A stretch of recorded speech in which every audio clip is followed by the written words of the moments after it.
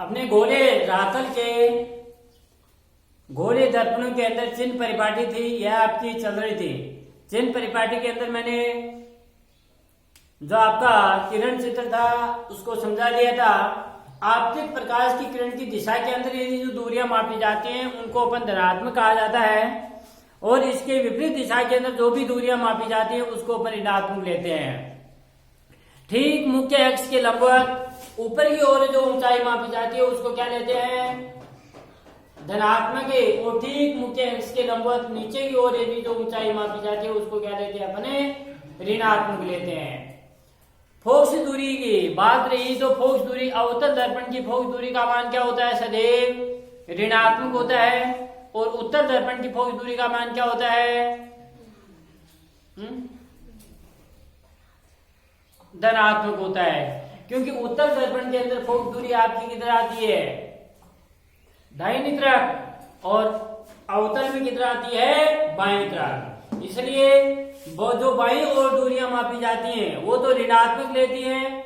बिंब दूरी सदैव दोनों दर्पणों के अंदर जो बिंब दूरी ली जाती है वो बिंब दूरी आपकी क्या ली जाती है, ऋणात्मक ली जाती है। क्योंकि बिंब को सदैव हमेशा बिंब को दोनों दर्पणों के अंदर किधर रखा जाता है बेटे, बाईं तरफ रखा जाता है। इसलिए बिंब दूरी सदैव क्या रखी जाती है, ऋणात्मक ली जाती है, यानी ऋण के अंदर ली जाती है। अब गोले नहीं काटती, चिन्ह परिपाटी की परिभाषा अपन ने पढ़नी थी। अब चिन्ह परिपाटी के अनुसार चिन्ह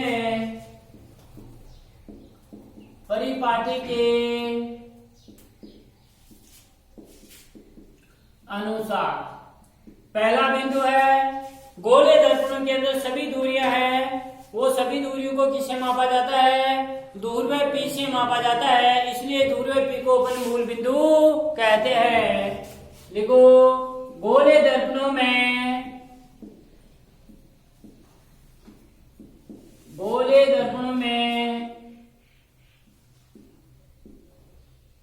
सभी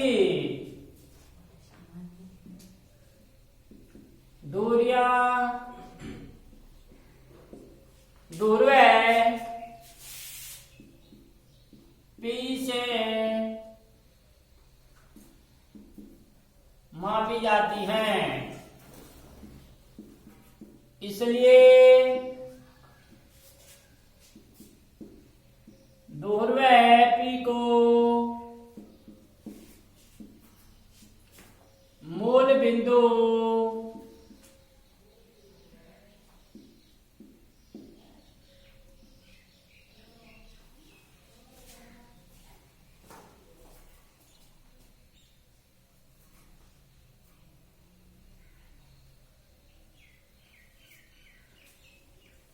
इसलिए दूरवे पी को क्या कहते हैं, अपने मूल बिंदु कहते हैं। यानी गोले दर्पणों के अंदर सभी दूरियां दूरवे पी से मापी जाती हैं, इसलिए दूरवे पी को मूल बिंदु कहा जाता है। अब मैंने अभी बोला था बिंब को सदैव बिंब को दर्पण के बाईं ओर रखा जाता है, अतः बिंब से आने वाली जो किरणें हैं वो दर्पण के ठीक किधर से आती हैं, किधर से आपतित होती है, बाईं ओर से आपतित होती है। सेकेंड, दर्पणों में बिंब को सदैव बाईं ओर रखा जाता है,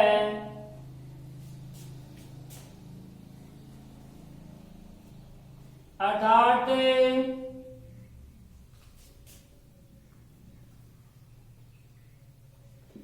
बिंब से दर्पण पर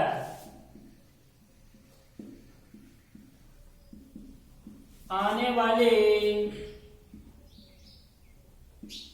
किरणें बाईं ओर से ही से ही आपतित होती हैं।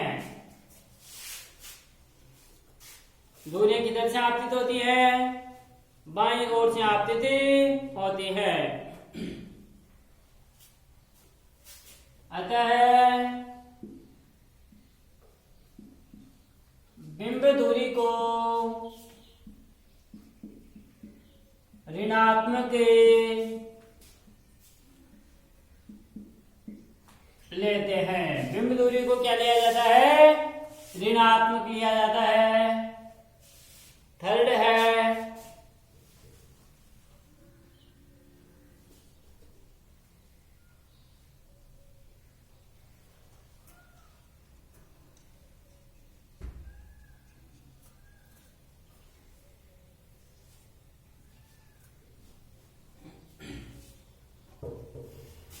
अगला देखो, मुख्य अक्ष के समांतर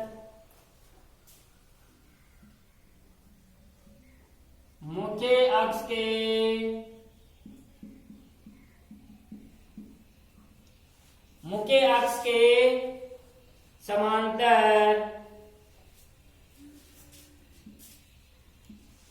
मूल बिंदु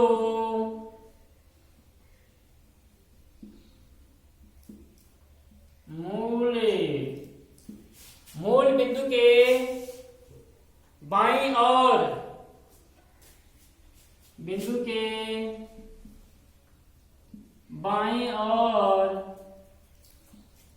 की सभी दूरियां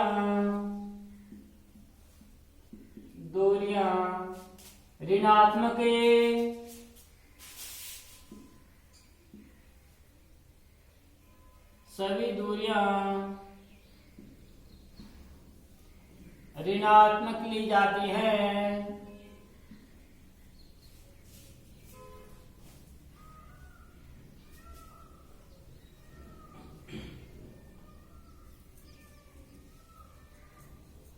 तथा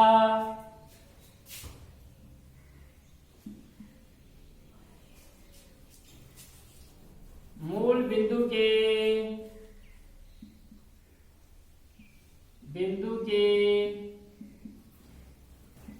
दाईं ओर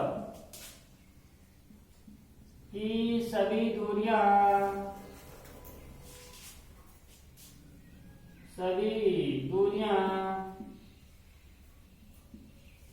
धनात्मक ली जाती हैं।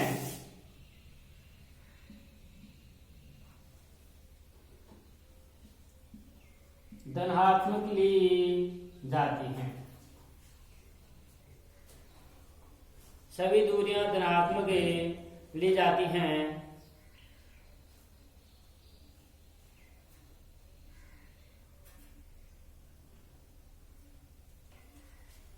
चौथा है मुख्य अक्ष के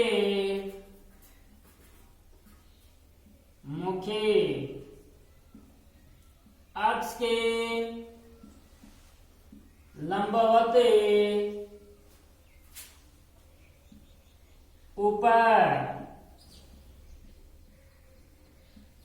ऊपर की ओर मापी गई ऊंचाई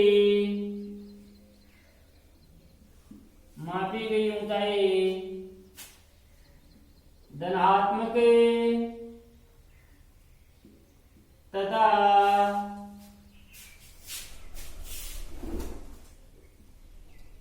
मुख्य अक्ष के लंबवत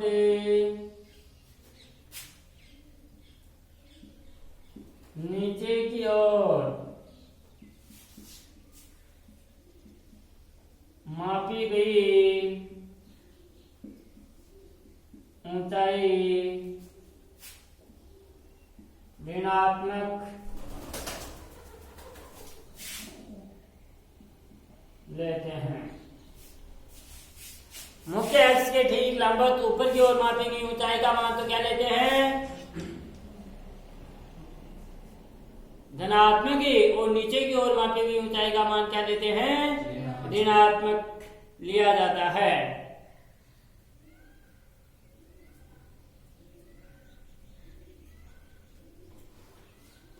ये थे अपने चिन्ह परिपाटी के अनुसार। समझ में आ गया?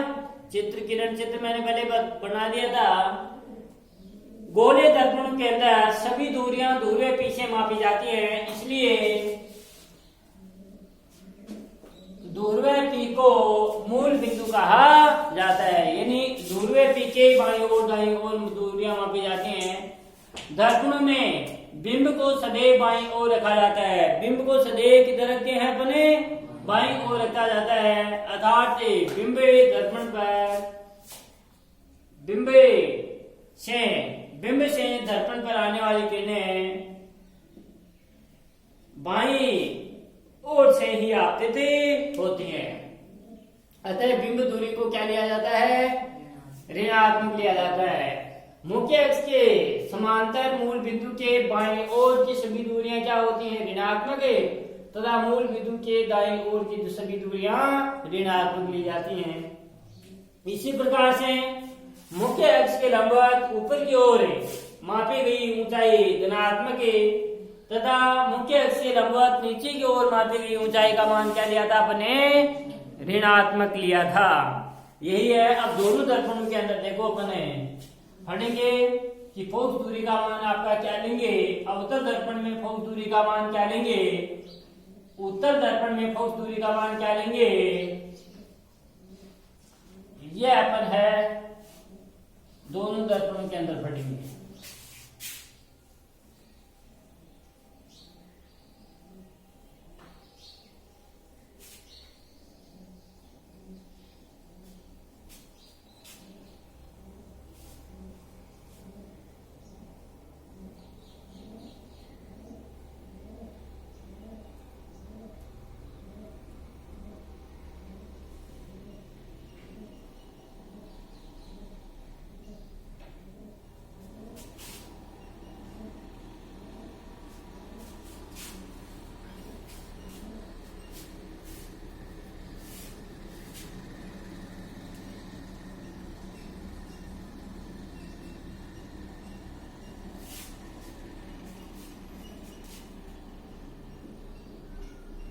अवतल दर्पण और यह है उत्तल दर्पण।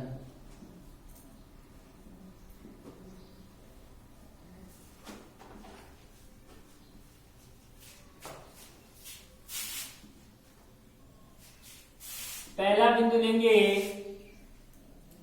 अपन बेटे, वो लेंगे जैसे आपकी फोकस से बिंब दूरी,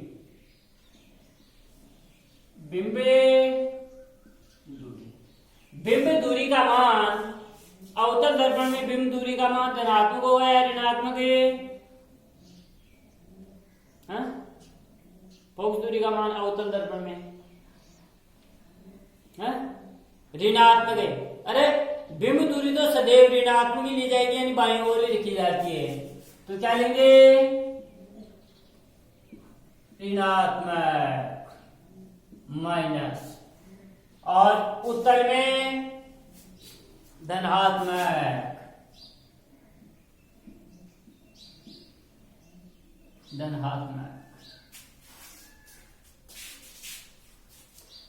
अब सेकंड है फोकस दूरी का मान अवतल दर्पण में क्या होगा? धनात्मक है ऋणात्मक है? ऋणात्मक, क्योंकि फोकस दूरी को जब अवतल दर्पण में बिंब फोकस दूरी क्या होगी? ऋणात्मक जो होगी है, क्योंकि परावर्तन के बाद मुख्य अक्ष के जिस बिंदु को प्रतिच्छेद करती है ऋणात्मक, और उत्तल में फोकस दूरी का मान धनात्मक।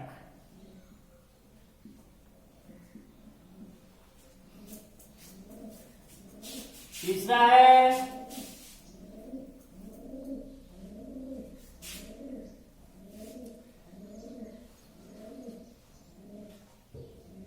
प्रतिबिंब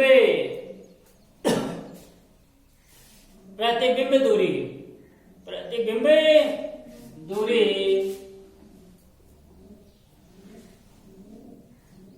प्रतिबिंब दूरी। प्रतिबिंब दूरी कौन सी भाई? जब प्रतिबिंब दो प्रकार के बनाए थे ना अपने, एक प्रतिबिंब बना था बेटे वास्तविक प्रतिबिंब और दूसरा बना था आपका आभासी।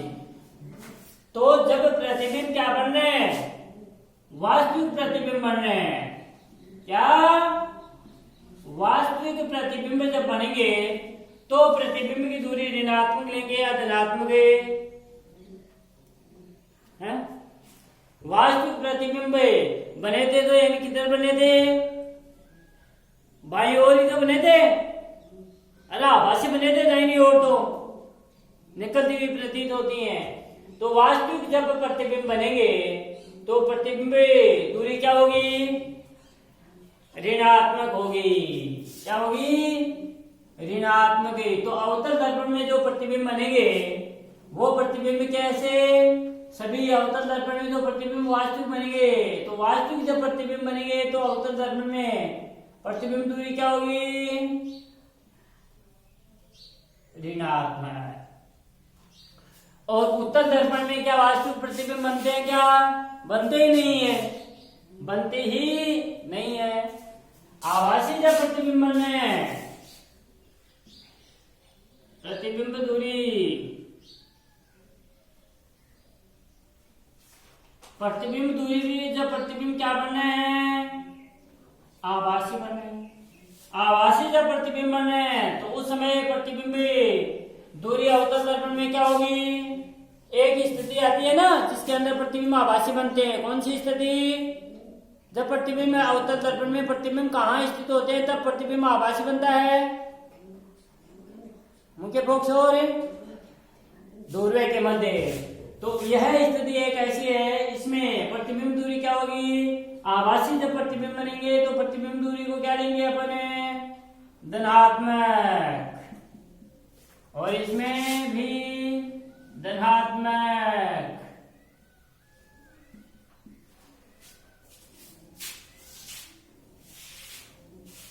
अब है बिंब की ऊंचाई।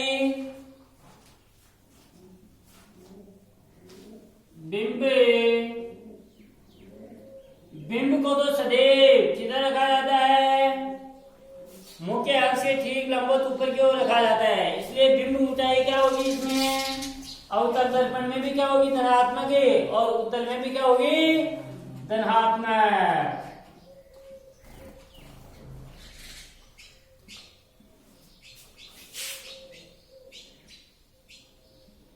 धनात्मक।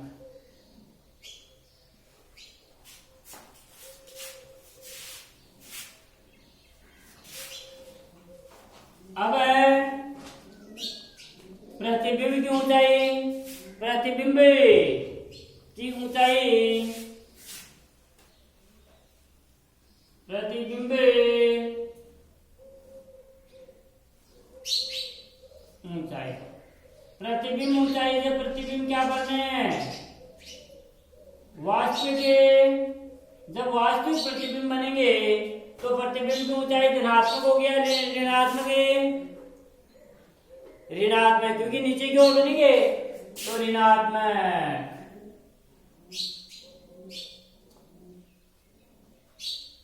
और इसमें बनते नहीं है, अवतल में तो उत्तल में तो बनते नहीं है वास्तविक।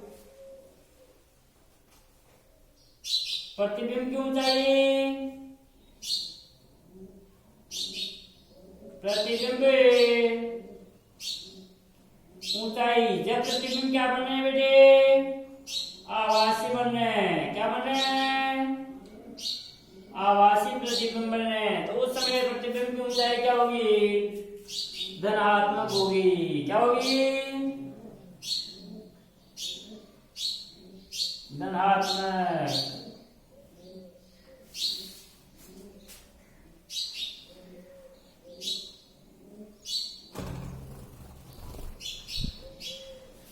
बस ये कंडीशन हो गई।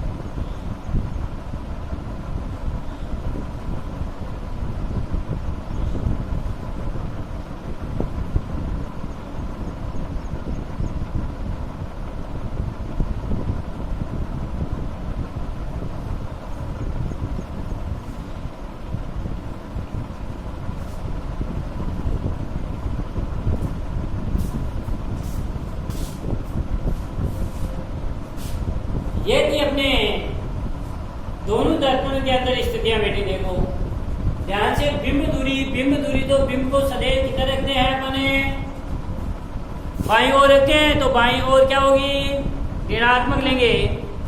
अब दूसरी है फोकस दूरी। फोकस दूरी अवतल दर्पण में फोकस दूरी यानी किधर आई थी, बाईं ओर इधर आई थी। भाई मुख्य अक्ष के समांतर जो प्रकाश की किरण आपतित होती है, परावर्तन के बाद परावर्तित किरण मुख्य अक्ष के जिस बिंदु को प्रतिच्छेद करती है उसको अपने मुख्य फोकस कहा था। तो फोकस दूरी भी क्या हो गया आपकी, ऋणात्मक होगी इसमें, और उत्तल में धनात्मक होगी। प्रतिबिंब दूरी, प्रतिबिंब जब वास्तविक प्रतिबिंब बनना है, वास्तविक प्रतिबिंब तो किधर बनेंगे, सभी अपने बना के देखे थे उत्तल दर्पण में, सभी क्या बने थे, बाईं ओर बने थे। इसलिए बाईं ओर बाकी की दूरियां क्या होती हैं, ऋणात्मक होती हैं। और इसके अंदर उत्तल दर्पण में से वास्तविक प्रतिबिंब आपके बनते ही नहीं है। प्रतिबिंब दूरी, जब प्रतिबिंब क्या हो, आभासी हो, आभासी स्थिति में प्रतिबिंब किधर बनेंगे, दाहिनी ओर बनेंगे, दाहिनी ओर बनेंगे। अवतल दर्पण में भी क्या होगा, धनात्मक लेंगे, और इसमें भी धनात्मक लेंगे। बिंब ऊंचाई, बिंब की ऊंचाई को क्या लेते हैं, दोनों में ही धनात्मक लेते हैं, क्योंकि बिंब को सदैव मुख्य अक्ष के लंबवत ऊपर की ओर रखा जाता है। प्रतिबिंब की ऊंचाई जब प्रतिबिंब वास्तविक बने हैं तो क्या होती है, ऋणात्मक होती है। और उत्तल दर्पण में भी क्या होती है, वास्तविक बनते ही नहीं है। प्रतिबिंब जब की ऊंचाई जब प्रतिबिंब आभासी बने हैं तो क्या होती है, आपकी धनात्मक भी जाती है। आभासी प्रतिबिंब बनेंगे, दोनों में ही आपकी क्या होगी, धनात्मक होगी। ये दोनों दर्पणों के अंदर इस चिन्ह परिपाटी का जब ध्यान दोगे तभी आप है इस चैप्टर के जो आंतरिक क्वेश्चन है उनको हल कर पाओगे, वरना उनको हल नहीं कर पाओगे। और एग्जाम्पल देखो, अपने एक क्वेश्चन है इससे संबंधित अपन करेंगे। वो क्वेश्चन अपन आप तभी कर पाएंगे जब ये चिन्ह परिपाटी है ये आपको ध्यान में होगी, तभी कर पाएंगे, वरना नहीं कर पाएंगे।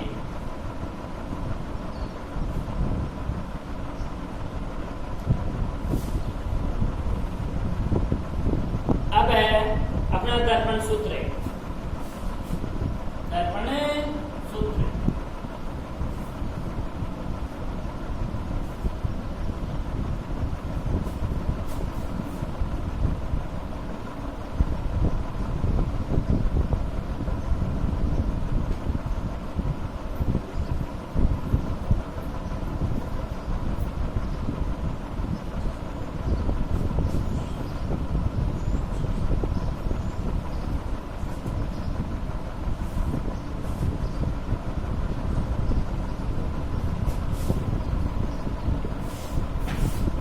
दर्पण सूत्र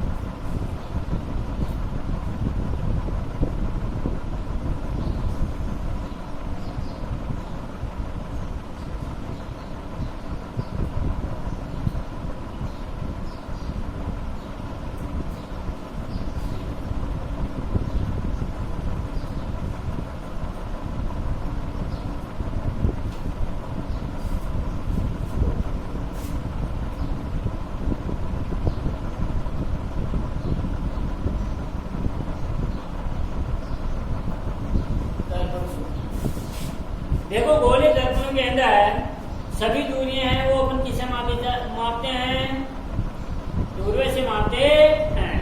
इसलिए दूरवे को क्या कहते हैं, मूल बिंदु कहा जाता है। अभी अपन ने लिखा दूरवे से जो बिंब जितनी दूरी के ऊपर रहते हैं, दूरवे से बिंब की दूरी क्या कहलाती है, बिंब दूरी कहलाती है।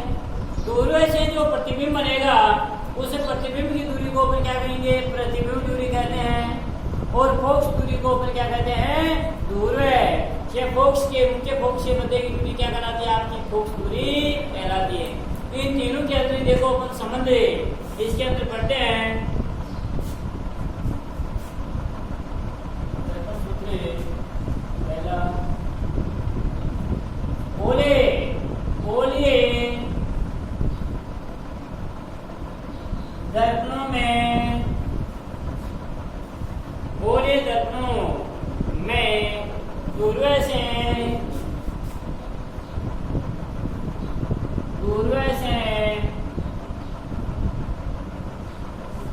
बिंब के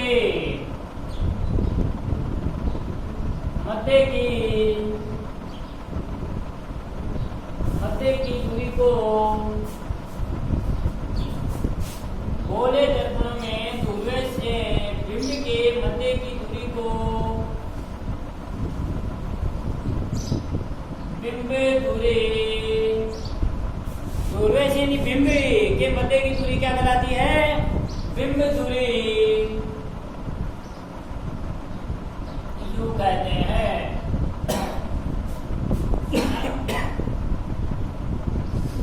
सेकंड है तथा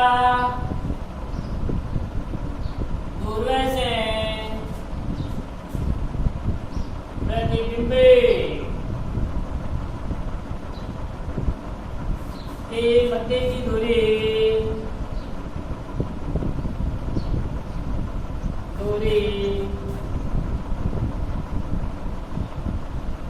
प्रतिबिंब दूरी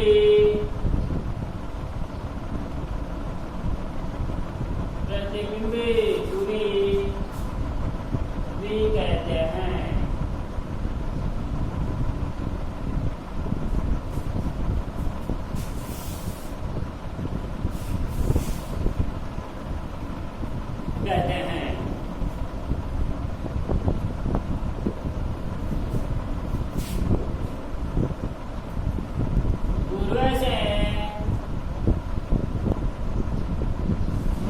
फोक से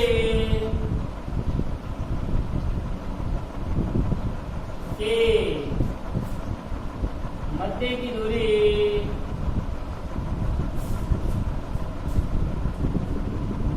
को फोक्स दूरी स्मॉल एफ कहते हैं। फोक्स दूरी कहते हैं।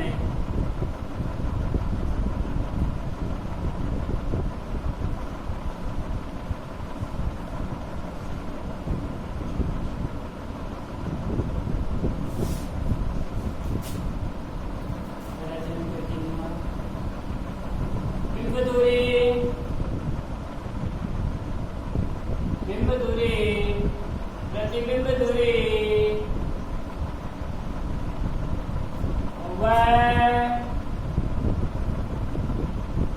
फोक्स दूरी में निम्न संबंध है।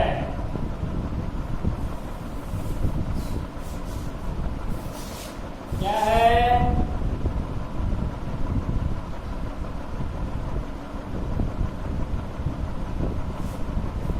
यह है 1/f बराबर 1/v प्लस 1/u। यह अपना दर्पण सूत्र है। क्या है? यहाँ f तो क्या है? देखो ऊपर पढ़ लिया है मैंने, लिखाने की कोई आवश्यकता नहीं है। f तो क्या है? फोक्स दूरी है। v क्या है? प्रतिबिंब दूरी है। और u क्या है? बिंब दूरी है। यानी प्रतिबिंब फोक्स दूरी। यहाँ f बराबर क्या है? ध्रुव से मुख्य फोक्स के मध्य की दूरी फोक्स दूरी। v क्या है? प्रतिबिंब दूरी। भाई v तो है प्रतिबिंब दूरी, प्रतिबिंब दूरी कहते हैं, v कहते हैं। और u क्या है? बिंब दूरी। तो यहाँ f बराबर क्या है? फोक्स दूरी। v क्या है? प्रतिबिंब दूरी। और u है बिंब दूरी। ये तीनों के अंदर क्या है? संबंध है। यही अपना क्या है? दर्पण सूत्र है। तो दर्पण सूत्र क्या है? 1/f बराबर 1/v प्लस 1/u। इसके बाद में आता है अपना चिन्ह आवर्धनता। इसी सूत्र को काम में लेके अपन क्वेश्चन है वो हल करेंगे। आवर्धनता किसे कहते हैं? प्रतिबिंब की दूरी और बिंब की दूरी का, प्रतिबिंब की दूरी और बिंब की दूरी के अनुपात को ही अपन क्या कहते हैं? आवर्धनता कहते हैं। प्रतिबिंब की दूरी और बिंब दूरी के अनुपात अर्थात प्रतिबिंब की ऊंचाई और बिंब ऊंचाई के अनुपात को ही अपन क्या कहते हैं, आवर्धन कहते हैं, आवर्धनता कहते हैं। अगला है आवर्धनता। ठीक है,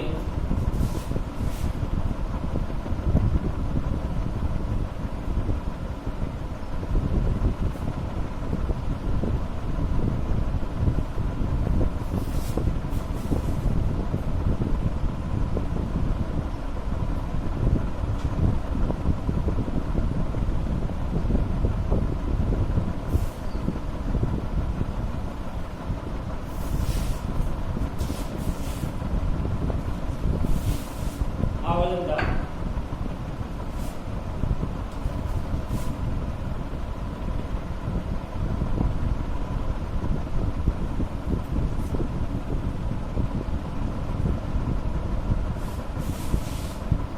आवर्धनता प्रतिबिंब की ऊंचाई और बिंब की ऊंचाई के अनुपात को ही अपन क्या कहते हैं, आवर्धनता कहते हैं। प्रतिबिंब ऊंचाई और बिंब ऊंचाई के अनुपात को ही आवर्धनता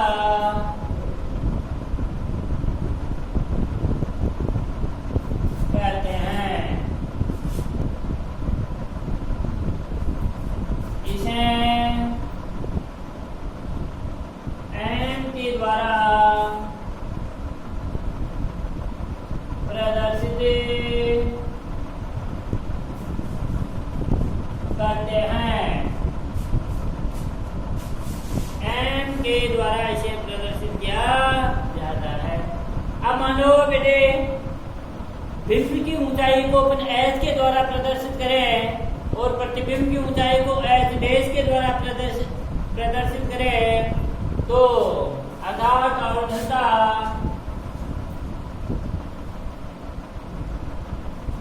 आवर्धनता बराबर प्रतिबिंब की ऊंचाई, प्रतिबिंब की ऊंचाई अपॉन बिंब की ऊंचाई।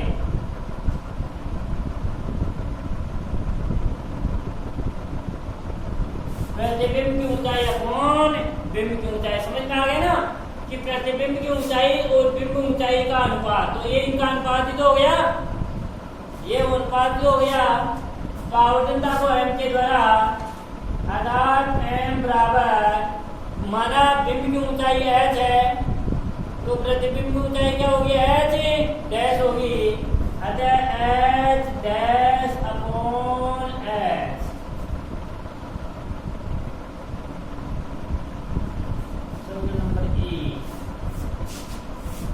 आवर्धनता बराबर क्या होगी, यहाँ एच डैश क्या है, प्रतिबिंब की ऊंचाई, एच क्या है, बिंब की ऊंचाई, दोनों का अनुपात क्या कहलाता है, आवर्धनता कहलाता है।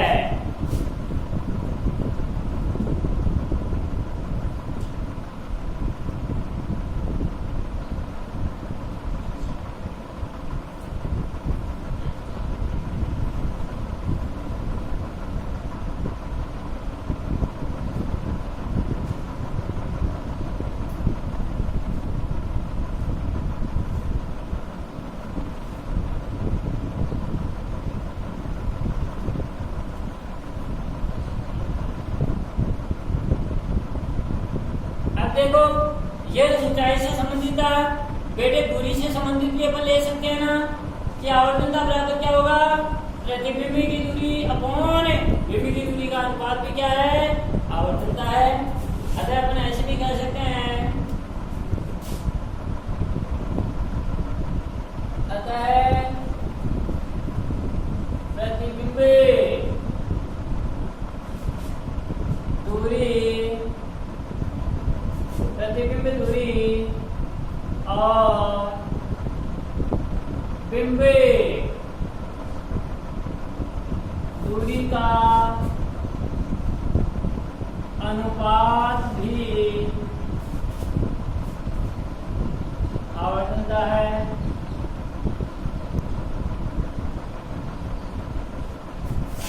क्या होगा आवर्तन m बराबर क्या होगा प्रतिबिंब की दूरी को v के द्वारा बिंब की दूरी को u के द्वारा।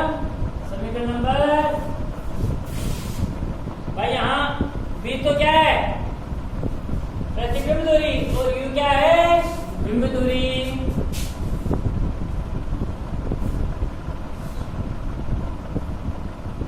इनको समीकरण 1 और 2 से अपन ऐसे भी भाई m बराबर ही तो है। देखो m बराबर है v अपॉन u, m बराबर है h डैश अपॉन h।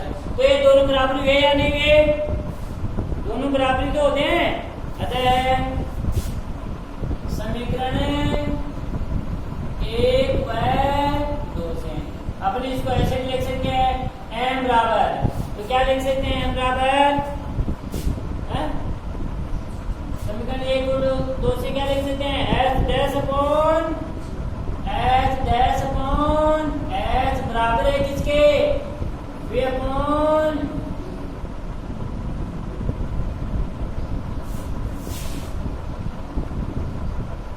यही तो है।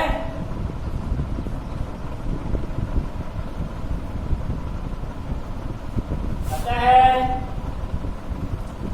इसको m बराबर अपन ऐसे m बराबर h डैश अपॉन h बराबर v अपॉन u।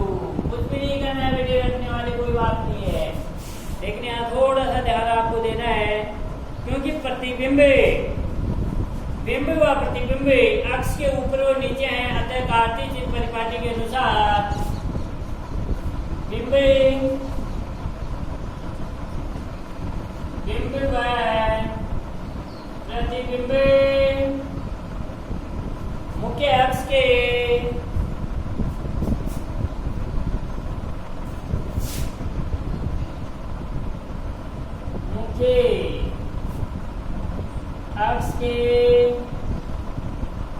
ऊपर नीचे हैं, इसलिए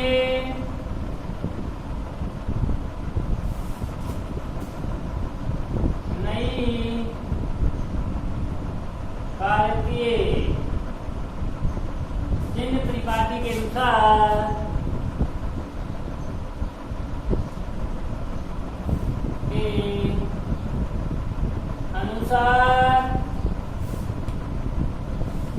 क्या हो जाएगा m बराबर h डैश अपॉन h बराबर माइनस v अपॉन u, ऋणात्मक का चिन्ह आ जाएगा।